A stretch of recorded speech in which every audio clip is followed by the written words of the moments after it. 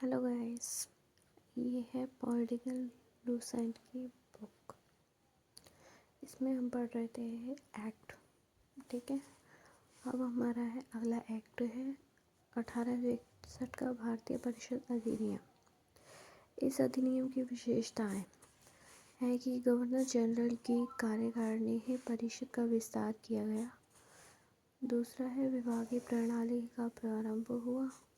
Lord Canning के द्वारा governor general की पहली बार अध्यादेश जारी किया गया। पहली बार करने की शक्ति प्रदान की गई। ऐसे अध्यादेश की अवधि मात्र 6 महीने की होती थी।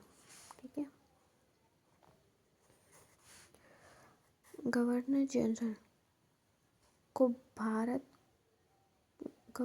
को बंगाल, उत्तर पश्चिम सीमा प्रांत, पंजाब में विधान परिषद स्थापित करने की शक्ति प्रदान की गई। पांचवा है इसके द्वारा कानून बनाने की प्रक्रिया में भारतीय प्रतिनिधियों को शामिल करने की शुरुआत हुई है।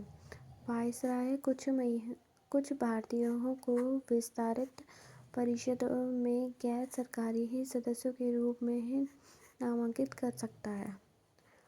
एक और बात ध्यान रखनी है, जो हमारे गुलाबी रंग की ही लाइनें होती हैं, सिर्फ उन्हें थोड़े ध्यान से पढ़ लो, याद कर लो, उतना ही बेटर है।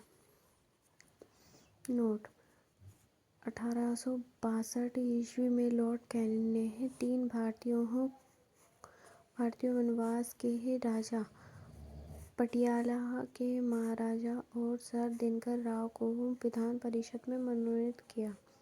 1873 ईस्वी का अधिनियम। इस अधिनियम द्वारा यह उपलब्ध किया गया कि ईस्ट इंडिया कंपनी (EIC) को किसी भी समय भंग किया जा सकता है। 1 जनवरी 1884 को EIC यानी ईस्ट इंडिया कंपनी को औपचारिक रूप से भंग कर दिया गया। ठीक है, शाही उपाधि है अधिनियम 1876। इस अधिनियम द्वारा गवर्नर जनरल की केंद्रीय कार्यकारिणी में छठे सदस्य की नियुक्ति की गई है। उसे लोक निर्माण विभाग का कार्य सौंपा गया है। 28 अप्रैल 1876 ईस्वी का एक घोषणा द्वारा महारानी विक्टोरिया को भारत की सामग्री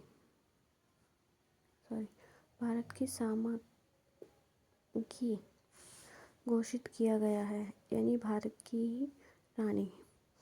1892 ईस्वी का भारत परिषद अधिनियम। इस अधिनियम की मुख्य विशेषता है कि अप्रत्यक्ष कानून निर्माण की शुरुआत हुई है। इसके द्वारा राजस्व और व्यय तथा बजट पर बहस करने तथा कार्यकारिणियों से प्रश्न पूछने की शक्ति ही दी गई है।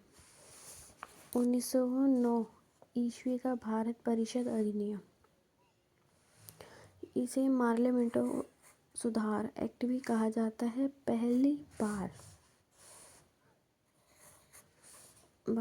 मुस्लिम समुदाय के लिए पृथक प्रतिनिधि का उपबंध किया गया है। इसके अंतर्गत मुस्लिम सदस्यों का चुनाव और मुस्लिम मतदाता ही कर सकते थे। भारत सरकार अधिनियम के तहत पहली बार विधायकों में कुछ निर्वाचित प्रतिनिधि की मंजूरी दी। इस प्रकार इस अधिनियम में सांप्रदायिकता को वैधानिकता प्रदान की। लॉर्ड मिंटो को सांप्रदायिक निर्वाचन के जनक कहा जाता है। लॉर्ड मिंटन को क्या कहा जाता है? मिंटो को सांप्रदायिक का जनक कहा जाता है। ठीक है, भारतीयों को भारत सचिव एवं गवर्नर जनरल की कार्यकारिणी परिषदों में नियुक्त की गई। तीसरी है केंद्रीय और प्रांतीय विधान परिषदों को पहली बार बजट पर वाद विवाद करने और सार्वजनिक हितों के विषयों को प्रस्ताव पेश करने और पूर्व प्रश्न पूछने और मत देने का अधिकार। अधिकार मिल गया। प्रांतीय विधान परिषद की संख्या में वृद्धि की गई। सत्येंद्र प्रसाद सिन्हा वायसराय की कार्यकारिणी परिषद के प्रथम भारतीय सदस्य बने। उन्हें विधि सदस्य बनाया गया। इस अधिनियम के तहत प्रेसिडेंसी